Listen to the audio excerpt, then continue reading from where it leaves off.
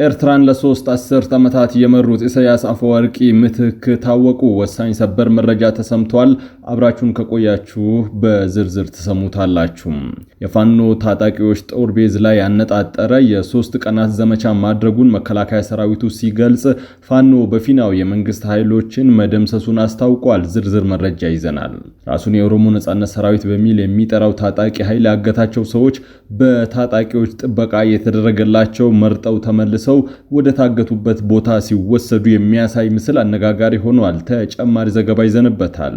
በትግራይ ክልል ከሚገኙ ከተሞች ተነስተው ወደ አዲስ አበባ እንዲሁም ወደ ተለያዩ የሀገሪቱ ክልል ከተሞች የሚጓዙ የህዝብ ማመላለሻ አውቶቡሶች ከምሽቱ 12 ሰዓት ከ30 እስከ ንጋቱ 11 ሰዓት ከ30 ድረስ የሌሊት ጉዞ እንዳያደርጉ እገዳ ተጣለባቸው።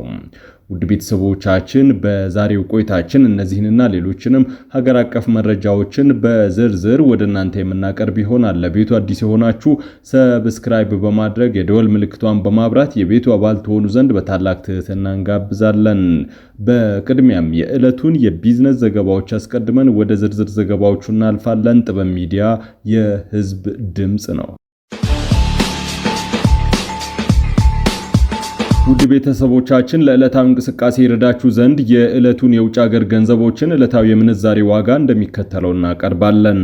በኢትዮጵያ ንግድ ባንክ አንድ የአሜሪካን ዶላር 157 ብር ተገዝቶ 160 ብር ከ1 ሳንቲም እየተሸጠ ነው። ፓውንድ ስተርሊንግ 203 ብር ከ6 ሳንቲም ተገዝቶ 207 ብር ከ6 ሳንቲም የሚሸጥ ሲሆን የአውሮፓ ዩሮ 179 ብር ከ2 ሳንቲም ተገዝቶ 182 ብር ከ8 ሳንቲም ይሸጣል።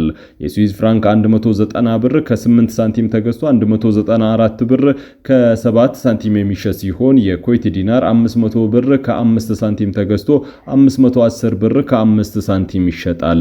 የቻይና ዩዋን 22 ብር ከ6 ሳንቲም የተገዛ 23 ብር ከ1 ሳንቲም እየተሸጠ ነው። የተባበሩት አረብ ኤምሬቶች ድርሃም 42 ብር ከ7 ሳንቲም ተገዝቶ 43 ብር ከ6 ሳንቲም ይሸጣል። የሳውዲ ሪያል 41 ብር ከ8 ሳንቲም የተገዛ 42 ብር ከ6 ሳንቲም እየተሸጠ ነው። በአዲስ አበባ የመኖሪያ ቤት ኪራይ ዋጋ መተመኛ ጥናት ቀረበ። በ2019 በጀት ዓመት እንደሚተገበር ተገልጿል። በአዲስ አበባ ከተማ የመኖሪያ ቤት ኪራይ ዋጋን ሳይንሳዊና ምክንያታዊ በሆነ መንገድ ለመምራት የታለመ ጥናት ቀርቦ የፓናል ውይይት ተካሂዶበታል። ይህ የቀረበው የዋጋ ትመና ጥናት በዘፈቀደ የተሰራ ሳይሆን የከተማዋን ነዋሪ የመክፈል አቅም በማገናዘብ መሆኑ የተገለጸ ሲሆን የአዲስ አበባ ከተማ ቤቶች ልማትና አስተዳደር ቢሮ ኃላፊ ቅድስት ወልደ ጊዮርጊስ ይህንን ተናግረዋል።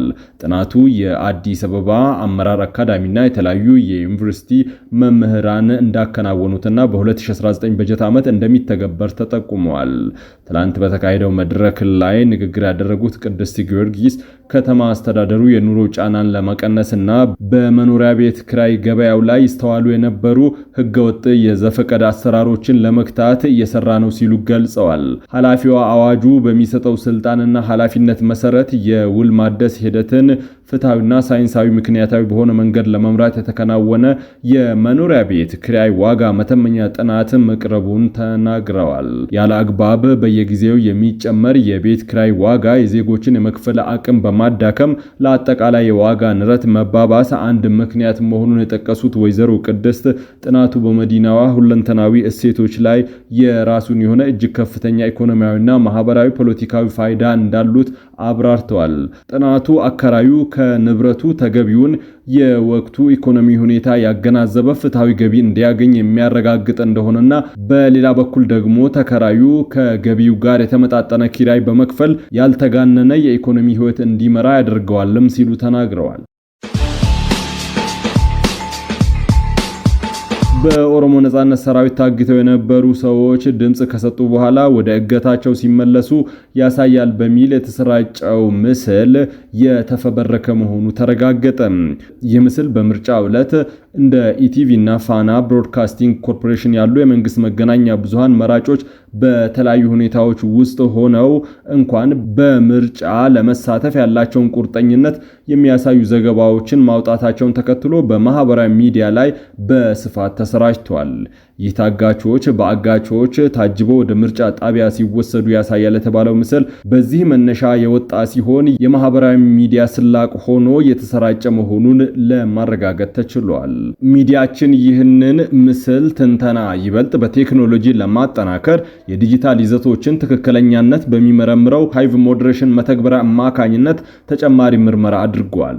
የመተግበሪያው የምርመራ ውጤት ደግሞ ይህ ተንቀሳቃሽ ምስል በሰው ሰራሽ አስተውሎት AI የተቀናበረ የመሆን እድሉ 99.9 በመቶ መሆኑን አረጋግጧል። በትግራይ ክልል ከሚገኙ ከተሞች ተነስተው ወደ አዲስ አበባ እንዲሁም ወደ ተለያዩ የሀገሪቱ ክልሎች የሚጓዙ የህዝብ ማመላለሻ አውቶቡሶች ከምሽቱ 12 ሰዓት እስከ ንጋቱ 11 ሰዓት ድረስ የሌሊት ጉዞ እንዳያደርጉ እገዳ ተጣለባቸው። ከትግራይ ክልል ፖሊስ ኮሚሽን ይፋዊ የደብዳቤ ሰነድ መረዳት እንደሚቻለው እገዳው የተጣለው በሌሊት በሚደረጉ ጉዞዎች ሳቢያ የደረሰ ያለውን ከፍተኛ የትራፊክ አደጋና አጠቃላይ የህዝብ ደህንነት ስጋትን ለመቀነስ ነው። ከዚህም በተጨማሪ በሌሊት በሚንቀሳቀሱ የአውቶቡሶች ላይ ህገወጥ ሰዎች ዝውውር መሰል ጥርጣሬዎች እየታዩ መሆኑን ከህብረተሰቡ የደረሱ ጥቆማዎች መነሻ በማድረግ ውሳኔው መተላለፉ ተገልጿል። በትግራይ ክልል ትራፊክ ደህንነትና የአደጋ ቁጥጥር ምርመራ ኃላፊ አብርሃ ወረደ ተፈርሞ የወጣው ይህ ይፋዊ መመሪያም ከሰኔ 18 2018 ጀምሮ ማንኛውም የህዝብ ማመላለሻ አውቶቡስ ከምሽቱ 12 ሰዓት ከ30 ደቂቃ እስከ ንጋቱ 11 ሰዓት ከ30 ደቂቃ ድረስ ጉዞ ማድረግ ይከለክላል።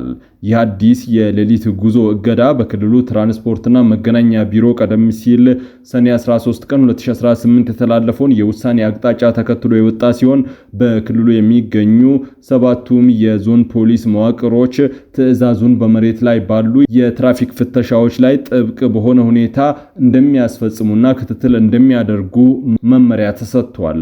ውሳኔው በሌሊት ተነስተው ከትግራይ አዲስ አበባ የሚጓዙ የህዝብ ማመላለሻ አውቶቡሶች ላይ ጫና ለማሳደር የተደረገ ይሁን አይሁን እስካሁን ድረስ የተባለ ነገር የለም። የፋኖ ታጣቂዎች የጦር ቤዝ ላይ ያነጣጠረ የ3 ቀናት ዘመቻ ማድረጉን መከላከያ ሰራዊቱ ሲገልጽ፣ ፋኖ በፊናው የመንግስት ኃይልን መደምሰሱን አስታውቋል። ከምርጫው ማግስት በአማራ ክልል የተለያዩ አካባቢዎች ጠንካራ ውጊያ ተቀስቅሷል። ውጊያዎቹን በተመለከተ የመከላከያ ሰራዊትና የክልሉ ኮሚኒኬሽን ቢሮ መረጃዎችን አጋርተዋል። የክልሉ ኮሚኒኬሽን ቢሮ ከሰሞኑ በሰሜን ወሎ ቀጠናዎች ስለተደረገው ውጊያ አጭር መረጃ አጋርተዋል። የ13ኛ እዝ ክፍለ ጦር ባለፉት 3 ቀናት በዞኑ አቡነ ዮሴፍና ኩልመስክ ኦፕሬሽን ማድረጉን አረጋግጠዋል። የፋኖ ይዞታና መደበቂያ ቀጠናዎችን የማጽዳት ኦፕሬሽን የሚል ስያሜ በተሰጠው በዚህ ዘመቻ መከላከያ ድል እንደቀናው ነው የተናገሩት። አቡነ ዮሴፍና ኩልመስክ ያለው አካባቢ የፋኖ ዋና የጦር ሰፈር ወይም ቤዝ መሆኑን የገለጸው መረጃው በሰሞኑ 3 ቀናት ኦፕሬሽን የጦር ቤዙን ማጽዳት መቻሉን ገልጿል። የተጠናከረ የፍተሻ ስራ በተካሄደበት ወቅት የምስራቅ አማራ ብሔራዊ መረጃና ደህንነት የጠላትን ጥይትና የጦር መሳሪያ የተደበቀበትን ስፍራ በትክክል በመጠቆም ከፍተኛ እገዛ አድርጓልም ብሏል መረጃው።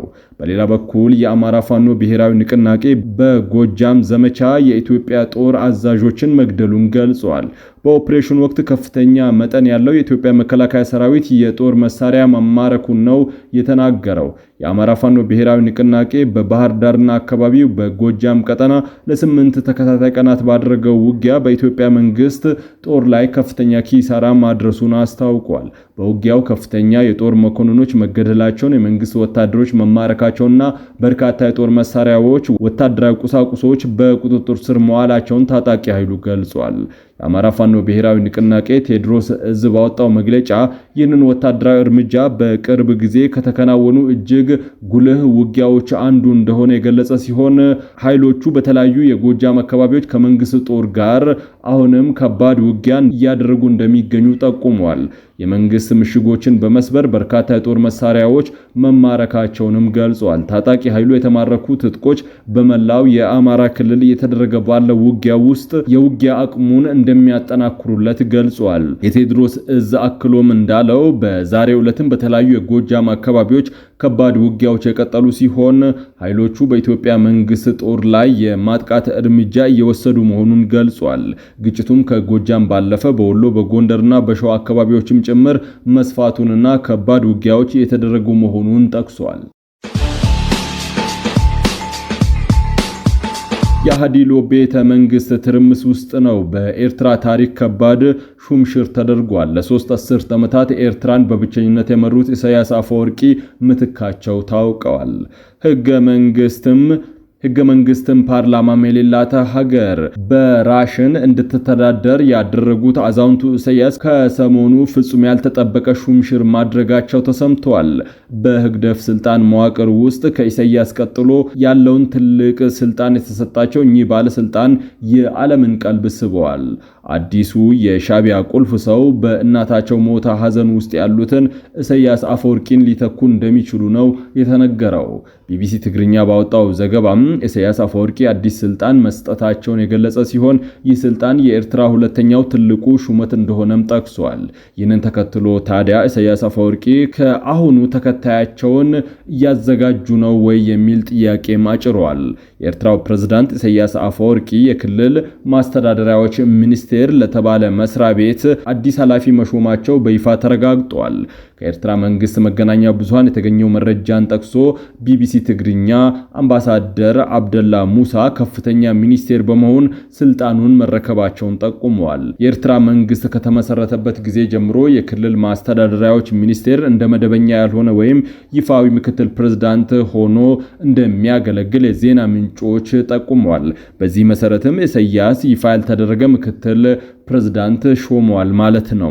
አዲሱ ሹም ቀደም ሲል የአንበሳ ዞን አስተዳዳሪ ሆነው ሲያገለግሉ የቆዩ ናቸው። ትናንት አርብ በወጣው ዘገባ አብደላ ሙሳ የክልል ማስተዳደሪያዎች ሚኒስቴር ሆነው ስለ ትምህርት በመከረ የዞን አስተዳዳሪዎችና የትምህርት ሚኒስቴር ኃላፊዎች ስብሰባ ላይ መሳተፋቸው ተጠቅሷል። የክልል ማስተዳደሪያዎች ሚኒስቴር አምባሳደር አብደላ ሙሳ ባደረጉት የመክፈቻ ንግግር ህዝባዊ ግንባር በነጻነት ትግል ወቅት የኤርትራ መንግስት ደግሞ ከነጻነት በኋላ በትምህርት ዘርፍ ያደረጉትን ግዙፍ ጥናትና ኢንቨስትመንት ከጠቀሱ በኋላ የትምህርት አገልግሎት አስፈላጊነት ከግምት ውስጥ በማስገባት ባለፈው ዓመት በሁሉም መንደሮች የቅድመ መደበኛ ትምህርት ተቋማት እንዲከፈቱ የተወሰደውን ተነሳሽነት ለማስቀጠል አስተዳዳሪዎቹ ትልቅ ኃላፊነት እንዳለባቸው አሳስቧል ይላል የኤርትራ መንግስት መገናኛ ብዙሃን ዘገባ። ውድ ቤተሰቦቻችን ለሰዓቱ የመራረጥናቸው ዘገባዎች በዚህ አብቅተዋል። ከኛ ጋር በመሆን መረጃን ከጥበብ ስለተከታተላችሁ ከልብ እናመሰግናለን። ለቤቱ አዲስ ሆናችሁ ሰብስክራይብ በማድረግ የደወል ምልክቷን በማብራት የቤቱ አባል ትሆኑ ዘንድ በታላቅ ትህትና ጋብዘን ተሰናበትን። ሰላም።